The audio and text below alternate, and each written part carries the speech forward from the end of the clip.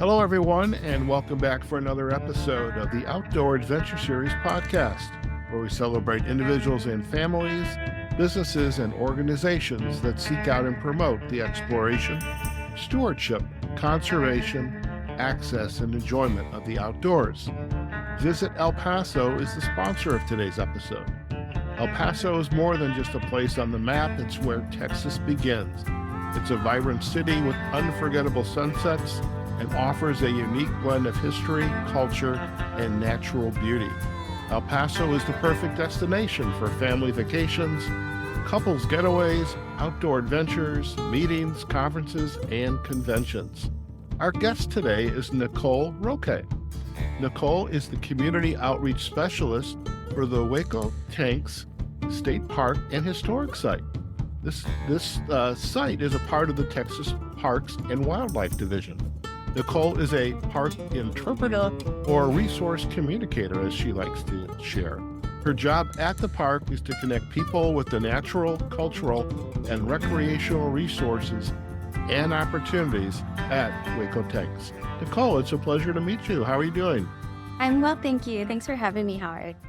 Fantastic. Now, for our listeners, I always in my prep for the podcast, I try to have a nice background that's indicative of where my guest is from and what they're going to be chatting about. So I want you to know, Nicole, I did find a petroglyph available. Thank God for Canva. So this is Hueco Tanks. At least Yes. I was told it was on my when I was searching for it on Canva. And you have a beautiful background as well. What are we looking at behind in your background? So this is a part of Hueco Tanks. So Hueco is it's a small outcropping of boulders. So you can see kind of what that looks like. The boulders hold all kinds of history, culture, and the ecosystem is just incredible. And it all really starts, I always tell people it starts with these rocks. That's fantastic. Now, if you would, for our listeners, can you share a little bit first about your background, and then definitely want to get into the history and to the just the nature and all that's involved and what people can see and do and learn about at Hueco Tank. So, but first, share a little bit about your background with us. Absolutely. So I have been working for Texas Parks and Wildlife Department for Texas State Parks for about 6 years. I studied wildlife science and conservation ecology at New Mexico State University. My original intention was to be a field biologist. I wanted to do research. Mhm. But in that journey, I realized that I enjoyed talking to people much more than I liked being alone in the backcountry, out on field work. So I started giving tours as part of just my studies. I would volunteer at the Franklin Mountain State Park, and I would give tours or help the interpreter there with different programming. From there, I took a position with AmeriCorps, and I was an AmeriCorps Vista at the Franklin Mountain State Park. And my main goal there was to connect the community to the outdoors. I'm an El Paso native. And so I am really familiar with the way our community kind of connects with our mountains and our ecosystem. We're a fairly large city, and so a lot of people aren't super familiar with the resources out there. So my job was to help get people outside, and I fell in love with being out in the community, being out with my community really, and taking people out and helping them find themselves in the outdoors. So I worked at the Franklin Mountain State Park for about a year. From there, I transferred over to the Wyoming Aerial Tramway. I worked at the tramway for a little bit. And then when the position came available at Hueco Tanks, it was always my intention when I decided I was going to start park rangering to be at Hueco. It's always been a special place to me. So when the position came available, I transferred over to Hueco, and I've been working as an interpreter there for about 5 years. Fantastic. Now, I have to ask, now, first, growing up in El Paso, you shared that you are an El Paso native. You have this beautiful scenery around you, which by the way. I've not been to El Paso, but I'm really looking forward to seeing it because I love the mountains and just the nature around, and I love the desert climate. When you were growing up, was your family really out there in the trails, the desert, the mountains, Hueco Tanks, exploring? Is this where did you get that love for just wanting to be outside? Oh, absolutely not. My family was not an outdoor family, and I think that that's pretty common for people in our community. We do live in the city, and despite the Franklin Mountains pretty much cutting our city in half, being the largest urban wilderness state park, a lot of folks don't actually know that you can go there, and that there's trails. And so my kind of connection to it really came from pretty much what you do, nature documentaries and watching things on TV and Nat Geo. And I knew that I liked wildlife, I liked animals, but I didn't really know how I was going to translate that into a career. And so it's still something that my family finds kind of surprising. When I started working outdoors, my grandmother was like, "What do you mean you're just going to walk around in the desert?" And didn't really completely understand what I was doing. But I've gotten pretty much everyone outside. I've done tours for my family. I've taken them out on the trails. And really that was my goal, was to help others like myself who grew up in the city, who didn't really know anything about the outdoors, to help them find themselves out there because it can be very intimidating. I love that story, and I love the story which you mentioned with your grandmother. And were you able to take her out on a trail and say, "Grandma, look what we get to do"? I haven't been able to get her out, actually on the trail, but she understands what I do now. And so she's sees my pictures and she sees, some of the programs that I've done, the videos that I do and things. And so she has a better understanding of what I do. Okay. Well, you can Uh, you'll be able to send her a copy of this podcast episode when it gets oh yeah, published. my So, family loves this stuff. They eat it up. all right, I love it. I learned yesterday when I was interviewing Mike Coulter from the El Paso Marathon, and it just didn't dawn on me as and one, I didn't know how big El Paso really was because you just described it. It's a big city. Oh, Um, it is. Our population is, um like 800,000 people, give or take. And that's larger El Paso community. But we also have Fort Bliss, which is right. one of the biggest army bases. Mhm. And then our sister city of Juarez, Chihuahua, Mexico, is right across the border, which is an even bigger population. What I learned in chatting with Mike is that even with the marathon, if you're not a runner, there's so many folks that stay within their neighborhood and they don't venture too much out. And it's not until they started to run in the marathon, whether it's or half marathons, 5Ks, 10Ks, whatever they are, that they realize there's so much more in the city. And you just shared that as well. Most people don't realize there's a state park. Well, they can't miss Franklin Mountain State Park, but what you can miss is not knowing that you can go there or not having the desire or nobody invited you to go to explore. And I think and I was really wowed by that. And from my perspective, all this nature is around. I want to go see what's there. And I love that. Oh, yeah. And El Paso is so incredibly situated. There are so many things to do right within our city. The Franklin Mountain State Park is right in the middle of the city, like I said. But you're right. People don't realize that you could go up there. It seems like such an unforgiving habitat. I think a lot of people, when they look at the mountains and they see the desert, um, they think that there's nothing out there. There's nothing going on out there. And really, there's so many beautiful spaces, and so once people get that bug of going out and exploring, there's just so much to do within our city or near our city too. We're like really well situated that your base could be El Paso, and 2 hours north, you're in a forest, or you can go over to caverns. But there's so much to do. And once people get that itch and they start to go out and explore, they really do realize all the things that El Paso and what the greater community has to offer. I love that. I love that. Now, share with us, if you could, a little bit more about Hueco Tanks and where is that situated in relationship to, say, downtown El Paso? Sure. So Hueco is on the far east side of the city. We are within El Paso County, but just outside of city limits. So from downtown El Paso, it's about a 45-minute drive, which isn't far for El Paso standards. We drive across the city all the time, and I live in about around downtown El Paso. It takes me about 45 minutes to get to work. Okay. Now is that a good commute or a bad commute? Because I It's came from Chicago. Because 45 minutes, I mean, that could be going a mile. Okay. Oh yeah, no, it's a nice commute. Okay. It's not a bad commute.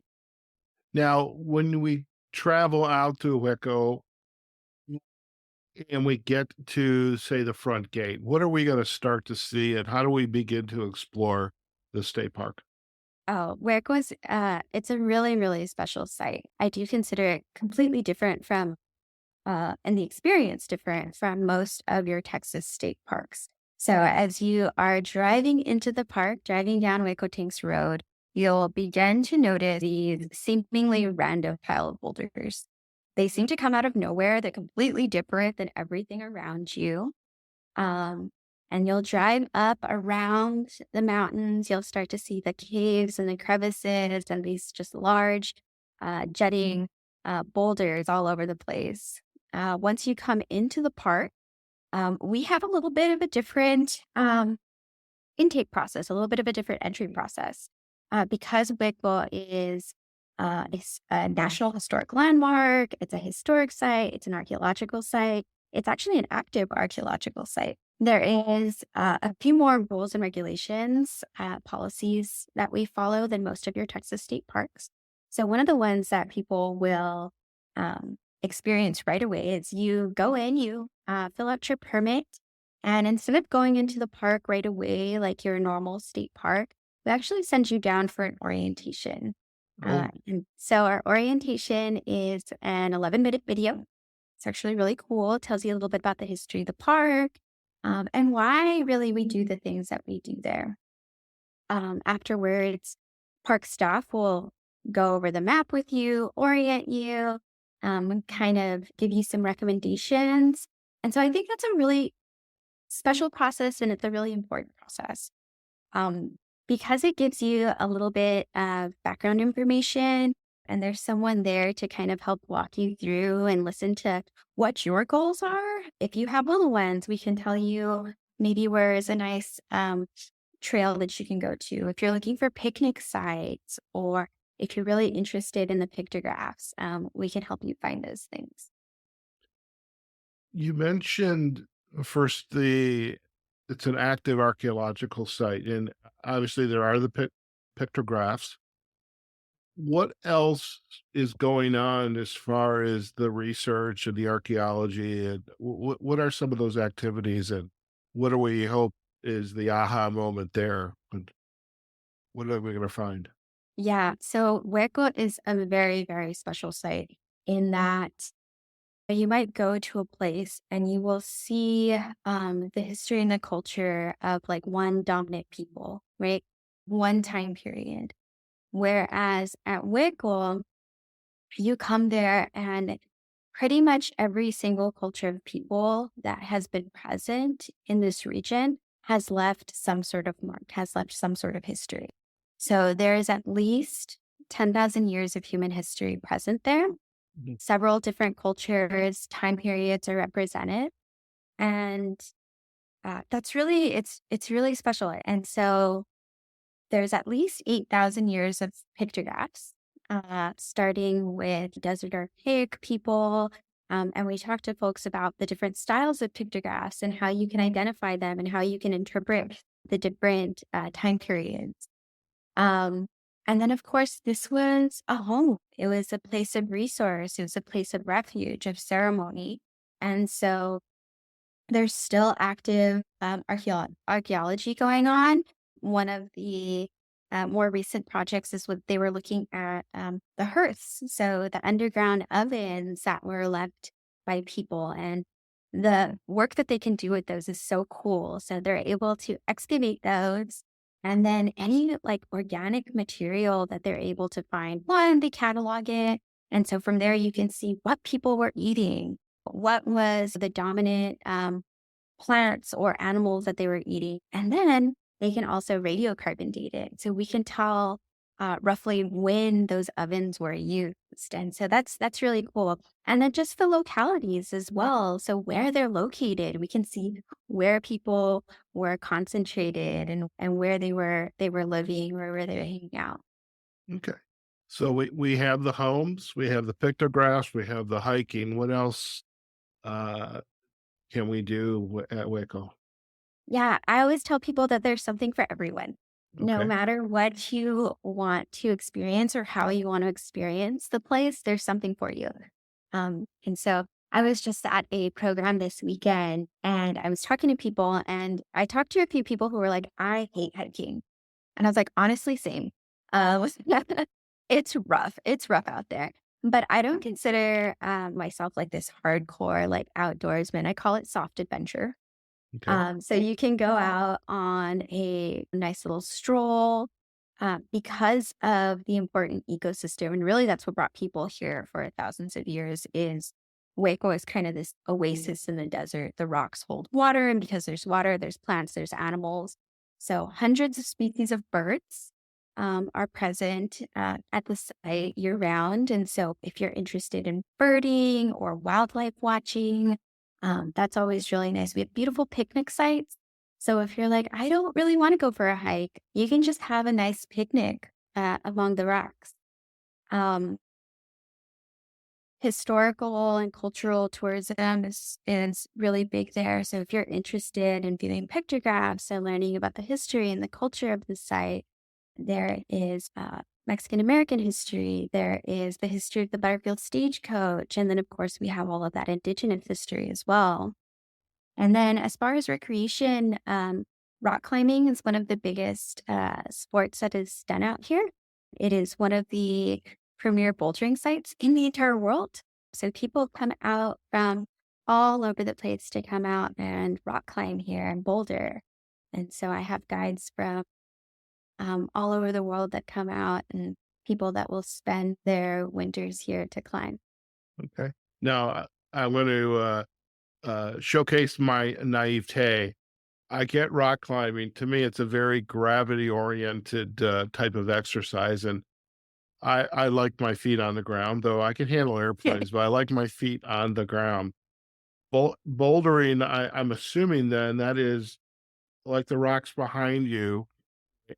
You're actually climbing over the boulders to get from. Is that what bouldering is? So it is like a technical climbing sport. So you are not necessarily climbing over the boulders. You can also be climbing under them. But bouldering doesn't use any sort of ropes or anchors or anything like that. Though there is some rope climbing in the park. What's really popular is bouldering. And so mostly when we're talking about bouldering, while there is vertical faces of rock that people climb, it's a lot of roofs so where they're climbing horizontally underneath the roofs and they use different equipment. So they use crash pads, which are placed underneath the That's problem. good. Yeah. Are the routes that they're climbing. And so that provides a little bit of cushion if they happen to fall off the rock. Okay. Now, I'm curious, does your whole family in the El Paso area, do you have any cousins or distant cousins that live somewhere far away? I do. I have family all over the US. Okay, so where's the farthest? Um, that's a good question. Probably Georgia. Georgia. Okay. Huh? So let's say your cousins and family from Georgia are coming for a visit and they say, Nicole, want to see where you work and take us out for a day. What are you going to do with them? Ooh, In the I park. In the park. so I would probably take them on what I call a canyon hike. And so we do offer several different tours. We offer pictograph tours, we offer hiking tours, and then, of course, there's bouldering tours as well, rock climbing tours. And so I would probably take them on what I would call a canyon hike. And so that's actually in the backcountry of the park. Hueco is also unique in that there is a section of the park that you can only see with a guide. It's not open to explore on your own. And so I would take them into one of my favorite places. It is East Mountain. And East Mountain is kind of like a horseshoe, it's a little box canyon. And one of my favorite routes is to kind of skirt the top of the canyon there. From there, you can see just the incredible ecosystem of the site. You can see the watersheds that have made this place so incredibly special. And then you can also see several different pictograph sites. So that pictograph that you have behind you is actually a site that you can see on this. Let me get those cats. All right. All right, folks, we are taking a little short break. The felines are They're uh, fighting. they're fighting. Okay, so just stop that. They wanted the attention of their mom. They did. They hear me talking, so they also wanted to talk. Very good. We'll either keep it in or cut it out. So we're You good. can keep it in. I am a self-professed cat lady, and so whether it's indoor cats or my favorite cats are actually some of our desert cats. So I love seeing bobcats out in the park, which are one of our more common mammals that are out there. Well, that was going to be a question is with the wildlife is so bobcats. So hopefully they're at a distance. They're not coming up to you because, hey, Nicole, what's going on? No, I always tell people our wildlife is way more afraid of you than we are of them. They want nothing to do with us. So as much as I love the bobcats, as soon as they see me, they are going the other way. Gotcha. Gotcha. So you're going to have this nice excursion with the family. And what if they want to? I'm a dark sky person. I want to see the stars. I want to take pictures of the Milky Way. And I would imagine because you're east of El Paso, you probably have really good dark skies there because when you're doing the Milky Way, the city lights are behind you, which is good. Hmm. Um, what if I wanted to stay at Waco? Can I camp there? You can. We do. We have a beautiful campsite, and you're correct. So Waco is just far enough away from the city, and we're blocked by some mountains that we are shielded from those city lights just enough that on a dark night you can see the Milky Way, which is really cool. A lot of people in our community have never seen the Milky Way. But you can camp there. We do have a 20 site campground. Some of them are tent camping sites. And then we also have full hookup sites if you have an RV or something like that. Okay. So I can come there with my car camping equipment and just hook up and have some fun. Now, is there a limit to how long I can stay? There is. So we do have a 3-day limit because we are a fairly popular park. If we have the space and you want to re-up and we can do that for you, we absolutely can. But there's a 3-day limit Okay. for staying. All right. Very good. Now, I'm curious, besides yourself, who else is at the park and supporting you and the activities that are going on inside the park?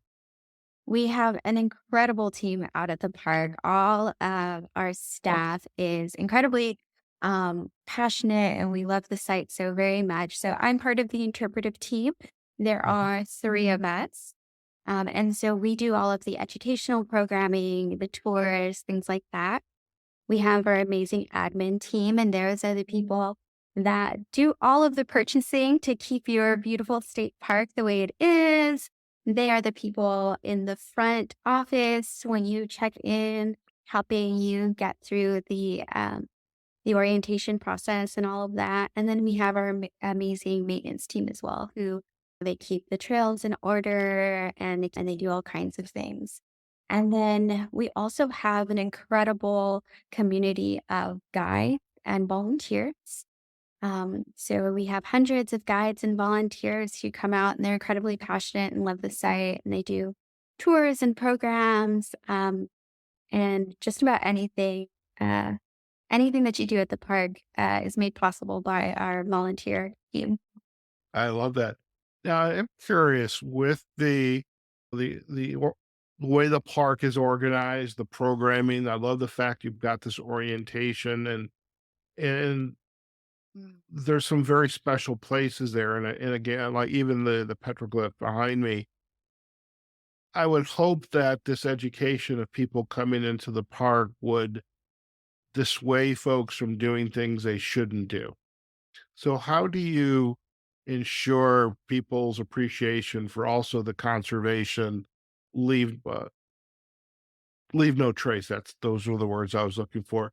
How do you help ensure or hopefully ensure that nobody's doing things they're not supposed to be doing or Yeah. damaging things they shouldn't be touch? Absolutely. And so that's kind of where our policies kind of stem from is unfortunately this long history of people not caring for this site as best that they could. And I don't think that at any time it was an act of malice. I think that it was just they didn't understand. And so one of the main ways that we communicate these things is just through interpretation. We are strong believers in using the authority of the resource. And so basically, what that means is I'm going to tell you how special this place is. I'm going to tell you how important these places are and these sites are.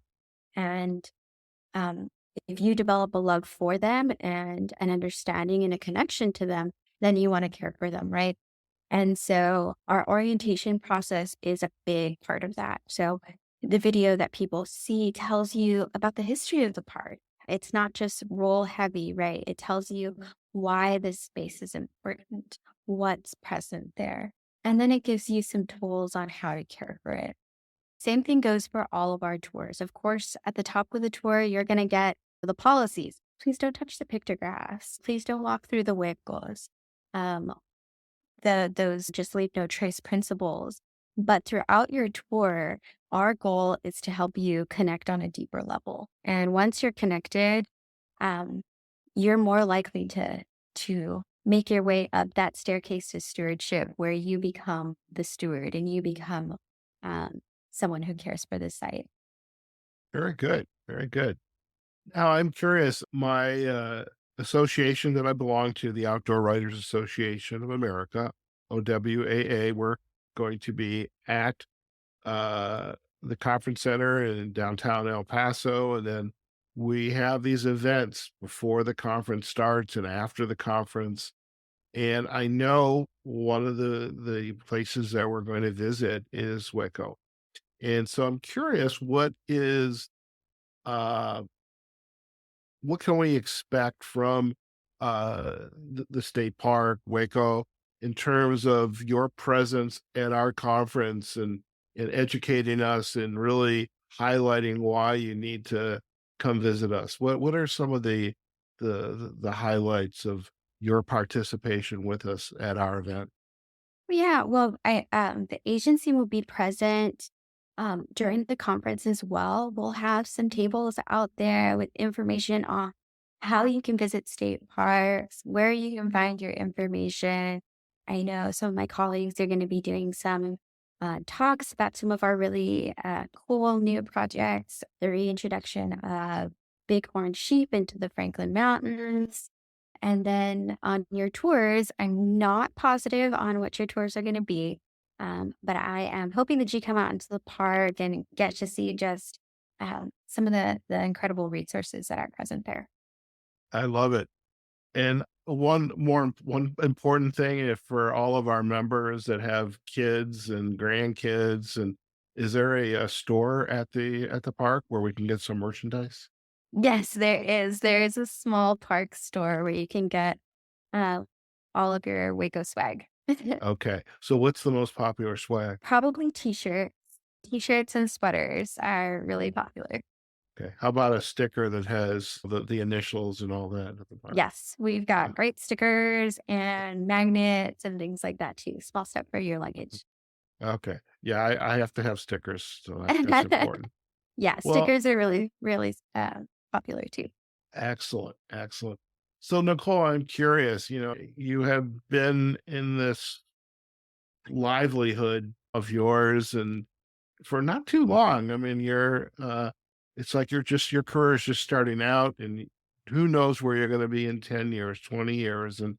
But it sounds like you have a lot of moments here where it's like, wow, I get to do this and I get to show my grandma what I do or something like that or my family. But as you kind of look back at your experience in this journey that you have been on, what would be your aha moment that you'd like to share with our listeners about why you do what you do? You're right. My job is not a bad gig to have. I have such a love and connection to Hueco and the El Paso community in general. And so what makes my job every day worthwhile and really special is the ability to take people out and help them connect to the space. I think we are very disconnected from our environments. And so when we get to go out there and we get to see ourselves out in nature, and so those pictographs on the wall, that's humanity, that's us. The food that we still eat today, the nopales that you see in the desert, that's still something that we have for breakfast. When I get to connect people and they have that moment of, oh, like I do belong here and I have been here and there's this human connection and this human presence. And they have that realization and they leave excited and happy and on tours when you have this group of people that maybe they don't know each other and we go out together and everything starts out kind of quiet and everyone's to themselves and by the end they're sharing their travel plans and they're exchanging phone numbers and we're sending each other pictures that we took and seeing those connections and seeing um, the transformative nature that these spaces can have on people just makes my job just really special. And I'm always super excited to see it. Fantastic. Now, I'm curious, though I suspect you've not been at this work for long enough, but have you ever come up to somebody or had somebody come up to you that you recognize and they recognize you and said, because of you, I'm now majoring in this in school, or I'm going to be a ranger just like you, and I want your job just like yours. So I have, we do junior ranger programs. Okay. And so our junior ranger programs are geared towards a younger audience. And so we do these educational programs. And so I have a couple of stellar junior rangers that came out to one of my programs and we just connected so much. And they have come back.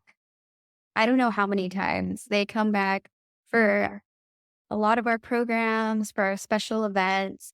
And these two, every time they come, they give me a big hug and they want to take a selfie with me. And so I have pictures of these two amazing, the brother and sister, um, two little rangers who have grown throughout the years. They look different, but their interest in the outdoors has just completely like bloomed and blossomed. And now their mom takes them out to all kinds of, I see them at other events all over the city that are nature focused. And they write me Christmas cards. And that is just it's such a special connection to have, to see someone's eyes light up and that spark start to happen for someone. Very cool. Very cool. And that's a great addition to the aha moment. So I love that. Any final insights that you would like to share with our listeners, perhaps even members of the OWAA who are going to be coming to El Paso and folks that maybe hear this podcast, quote a book, just something that you want to share with them about this experience of coming to El Paso and Hueco Tanks and an historic site? What would you like to share?